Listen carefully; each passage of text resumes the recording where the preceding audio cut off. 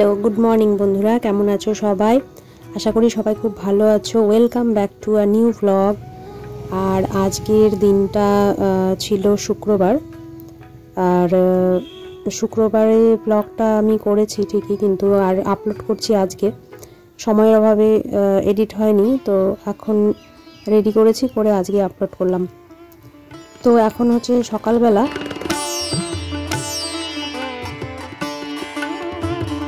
কিন্তু এত কুয়াশা আর ঠান্ডাও পড়েছে। দেখতে পাচ্ছ কচুর পাতাতে কেমন শিশির জমে আছে, দেখে বুঝতেই পারছো কত শীত পড়েছে আর কুয়াশাও পড়েছে। আর আমাদের গ্রামের আশপাশের পরিবেশটা কীরকম চলো তোমাদের দেখাই। এখন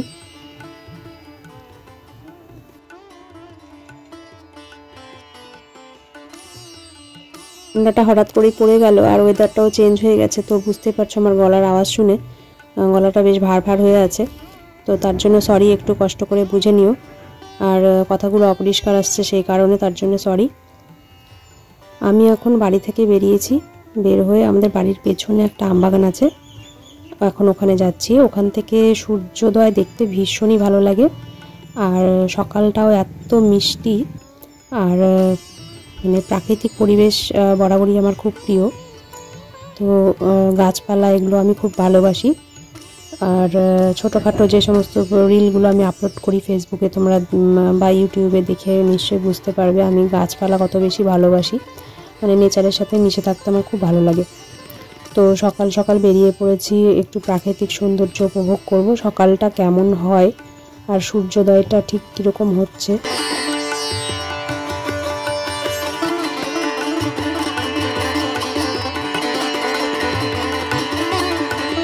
বন্ধুরা, আমার ফোনের ক্যামেরা কিন্তু খুব একটা ভালো নয়, তো ছবিও আশা করি খুব একটা ভালো ভিডিওগুলো করতে পারিনি আমি, কিন্তু তবুও যতটা পেরেছি ততটাই তোমাদের সাথে শেয়ার করার চেষ্টা করছি। দেখো গাছের পাতার ফাঁক দিয়ে কি সুন্দর সূর্যটা উঁকি মারছে। সূর্যোদয় অ্যাকচুয়ালি হয়েছে অনেকক্ষণ আগেই, কিন্তু এত ঘন কুয়াশা আর আকাশটা মেঘমেঘ করেছিল জন্যে সূর্যটা একটু ধীরে বেরোচ্ছে। তো এই যে এখন আমবাগানে চলে এসেছি, আর এই যে দেখো সূর্যোদয়, ওই পাশটার দিকে তাকিয়ে দেখো কত সুন্দর ঘন কুয়াশা ছেয়ে আছে, কি ভালো লাগছে দেখতে। ছবিতে অত ভালো পরিষ্কার বোঝা যাচ্ছে না, কিন্তু সামনে থেকে দৃশ্যটা সত্যি উপভোগ করার মতো। এত সুন্দর লাগছিল দেখতে, বলে বোঝাতে পারবো।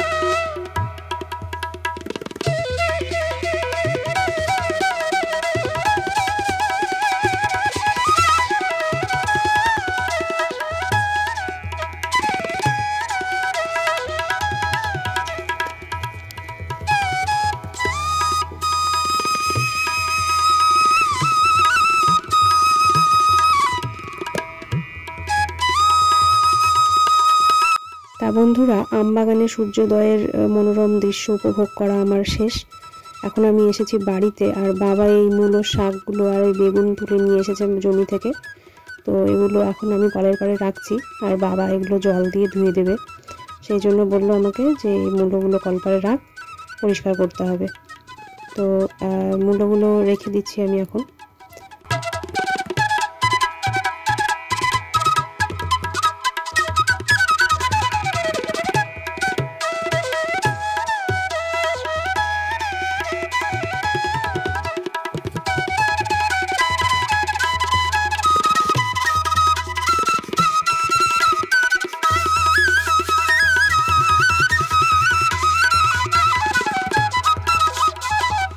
তো বাড়ির ভেতরের কাজ কমপ্লিট করে এখন আমি এসেছি বাড়ির সামনে একটা ছোট বাগান মতো আছে ওখানে।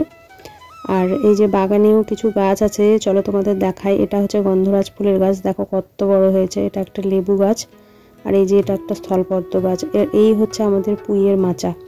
তো পুঁই শাক খুব একটা খাওয়া হয় না, সে কারণে দেখো বেশ হয়েছে, ফল হয়ে গেছে গাছগুলোতে।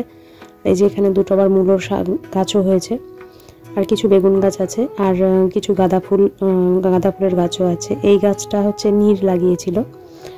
আর এই গন্ধরাজ ফুলের গাছটা আমি বার্নি মেলা থেকে এনেছিলাম, সেটা এখন কত বড় হয়েছে। আর এই যে একটা পেঁপে গাছও হয়েছে এখানে। আর অ্যালোভেরা গাছের দেখো জঙ্গল বন হয়ে গেছে এখানে পুরো, যদি কারো লাগে তো আমাদের বাড়ি থেকে নিয়ে যেও। আর এই যে গোলাপ গাছ দুটো এনেছিলাম 2 মাস আগে, সেগুলো হয়ে গেছে কিন্তু। আর এই যে চাল কুমড়োগুলো পেকে সাদা সাদা হয়ে আছে, এগুলো রাখা হয়েছে কারণ এগুলো দিয়ে মাসকলাইয়ের ডালের বড়ি করা হবে। তো এখন আমি চা খাচ্ছি। তো চাটা ঠান্ডাই হয়ে গেছে, মা অনেকক্ষণ ধরে আমাকে ডাকছিল চা খাওয়ার জন্য, তো আবার গরম করতে বসালাম। এখন চা খেয়ে তারপর দেখি একটু কিছু সবজি কিছু কেটে নেব। কি রান্না হবে মা এখনো কিছু বলেনি, ভাত নামিয়েছে আর একটা কিছু সবজি হবে দেখি। তো চলো ব্লগটা দেখতে থাকো আমার সাথে।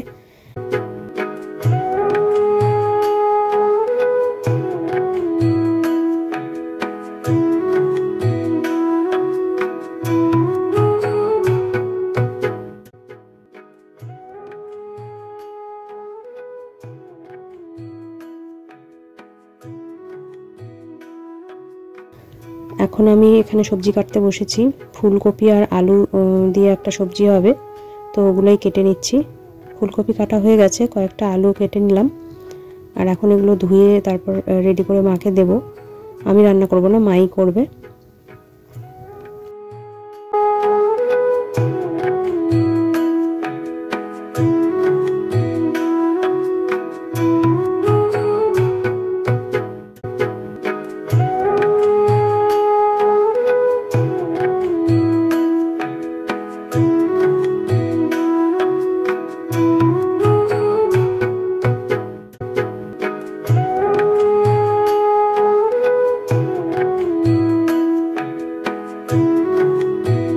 তো বন্ধুরা আমার এখন সবজি কাটা কমপ্লিট হয়ে গেছে, আর কলপারে কিছু বাসন ছিল, সেই বাসনগুলো আমি এখন মেজে নিচ্ছি ঝটপট করে।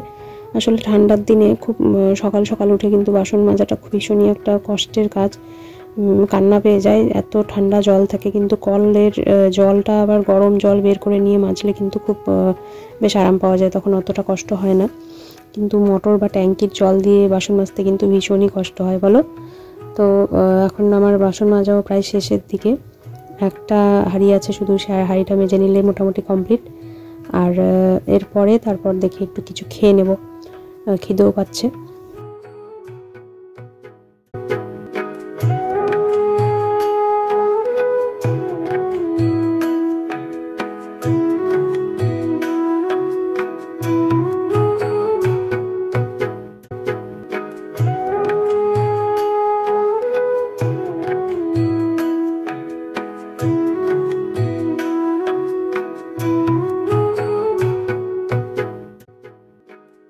দেখো এই পুচকিটা কি কিউট, তাই না? এটা হচ্ছে আমার প্রতিবেশী এক বৌদির মেয়ে। ওর বয়স খুব একটা বেশি নয়, এই কিছুদিন আগেই হয়েছে, মাস 2 বা 3 হবে হয়তো, আমি সঠিক জানি না। তো ওর দিদি ওকে কোলে করে নিয়ে এসেছিল আমাদের বাড়িতে, তো আমি ওর একটু ভিডিও করেছি। কি গল্প করছিল, হাঁ হুঁ করে অনেকক্ষণ ধরে গল্প করছিল, বেশ মজা।